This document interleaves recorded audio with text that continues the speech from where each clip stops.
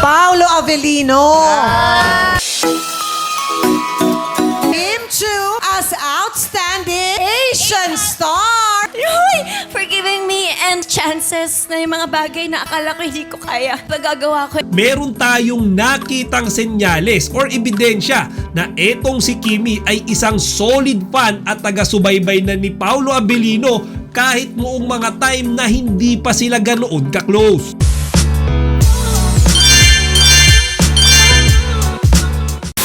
Magandang araw mga kachika! Rigel po ulit ang inyong Chika Patrol! Bago tayo magsimula mga kachika, inaanyayahan ko muna kayong mag-subscribe dito sa ating munting channel para palagi kayong updated sa mga latest at nagte-trending ng mga showbiz balita. Hindi napigilan maging emosyonal ni Chinita Princess Kim Chu ngayong araw sa It's Showtime. Nangyari nga yan sa panimulang bahagi pa lang ng kanilang programa habang siya ay kino-congratulate ng kanyang mga kasamang It's Showtime host, at yan nga mga kachika ay para sa parangal na tinanggap niya kamakailan lamang bilang isang outstanding Asian star sa Seoul International Drama Awards na gaganapin sa Korea. Kung matatandaan nyo mga kachika, yan yung time na nagkaroon pa nga ng botohan tapos landslide yung resulta mga kachika. Kasi nakuha halos karamihan ni Kimi yung mga boto ng mga manonood. Kaya nga kanina mga kachika, habang nagpapasalamat siya sa It's Showtime, hindi rin siya makapaniwala na si Juliana nga daw ng linlang makakatapak na sa Seoul, Korea. Dahil panalo po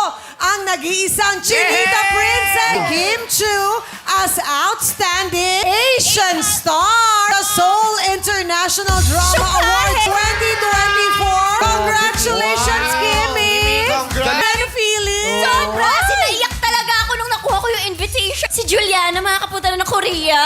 Yeah! Kulot-kulot lang siya dito pero narampa siya.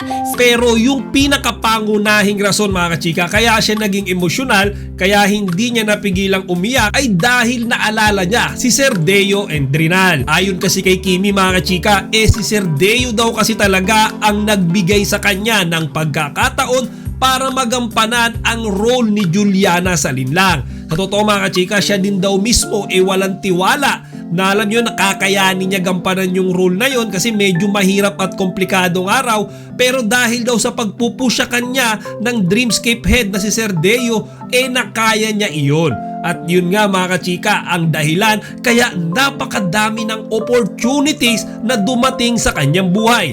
Isa na nga dyan mga kachika, yung nag-click na tambalan nila ni Paolo Avellino. Pinakasasalwatan ko tsaka naiyak talaga ako and na-miss ko talaga yung nagkaka ng opportunity maging si Juliana. Si Sir Deo, Dreamscape, maraming salamat. And for giving me, for giving me and chances na yung mga bagay na akala ko hindi ko kaya. Pagagawa ko. And of course, sa mga supporters ko, andyan sila lagi.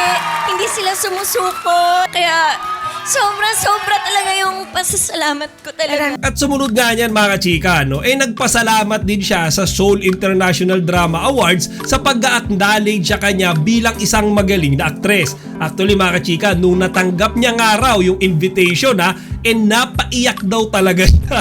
Kaya nga dun nga ay binigyan na siya ng isang big hug ng kanyang mga kasamahang host. At sa bandang huli nga mga kachika, nung medyo nakaka-recover na si Kimi mula sa kanyang pagiging emosyonal, doon na bumanat si Ryan Bang na gusto niya raw sumama kay Kimi sa Seoul para maging isang translator.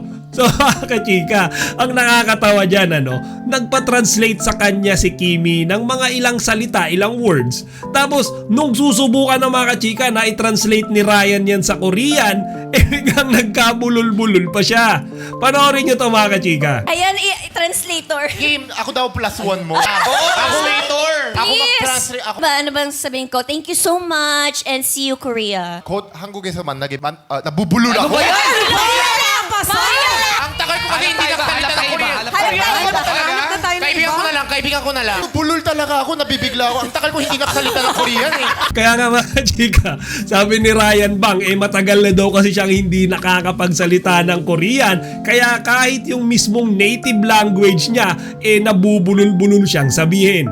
Pero overall mga kachika, I would like to acknowledge din talaga yung galing ni Kimi. Hindi lang naman dahil kay Sir Deo Endrinal, kaya alam nyo, nagbukas yung maraming opportunity sa kanya. Kasi talagang magaling siya. Kumbaga, nasa kanya naman talaga yung potential para makuha lahat ng mga tinatamasa niyang awards, lahat ng tinatamasa niyang blessings sa kasalukuyan. Tsaka gaya nung lagi kong sinasabi mga kachika, bukod sa pagiging multi-talented ni Kimi, meron siyang isang bagay na talagang nangingibabaw sa kanya. Iyon ay yung pagkakaroon niya ng mabuting ugali at dahil marunong din siyang magpakumbaba. Kasi diba despite of all the achievements na meron siya ngayon, yung mga bagong endorsements, yung mga properties niya and all, hindi siya nagbago. Siya pa rin mga kachika, yung Kimi na nakilala natin noong siya ay nagsisimula pa lamang sa PBB. At sinasabi ko sa inyo, bihira tayo makakita ng mga ganyang klaseng artista ngayon sa industriya ng showbiz. Samantala mga kachika, sa segment naman nilang Showing Bulilit, meron na namang isang nakakakilig na eksena. Kasi sa hindi inaasahang pagkakataon, ang pinahuhula ang pelikula ni Chang Ami ay ang pelikulang ginawa ni Paolo Abilino at ni Janine Gutierrez. Pagbanggit nga ng pangalan dyan na Paolo mga chika, nag-hi kagad si Kimi na kinagkiligan naman kagad ng mga Kim Pao fans. And mga chika, ito yung napansin ko dyan Kumbaga feeling ko lang naman ito parang nagkaisa kasi yung mga kasamahan doon ni Kimi na huwag pumindot ng buzzer or bagalan nila yung pagmindot ng buzzer para si Kimi at si Ryan yung magkaroon ng pagkakataon na sumagot sa tanong. Kaya naman nung sila yung sumalang mga kachika, si Kimi mismo yung nagbitaw ng sagot at tama siya nung sinabi niya yung title ng pelikula na Ngayon Kaya. Bida sa 2022 romance drama film sina Paolo Avellino. Oy, no, sino? Paolo Avellino. Di ba malino yung Isa pa. Paolo Avellino? Yung- Yeah. At si Janine Gutierrez. 3, 2, 1, action! Ngayon kaya! Uy! Pinanood ko yan. Ngayon kaya, sure ka? Ngayon kaya. Sino leading lady? Janine! Si Paolo at si Janine ngayon kaya. Correct! Congrats, Kimi! Galing pumindot translator mo, Kimi. Galing, Si Ryan.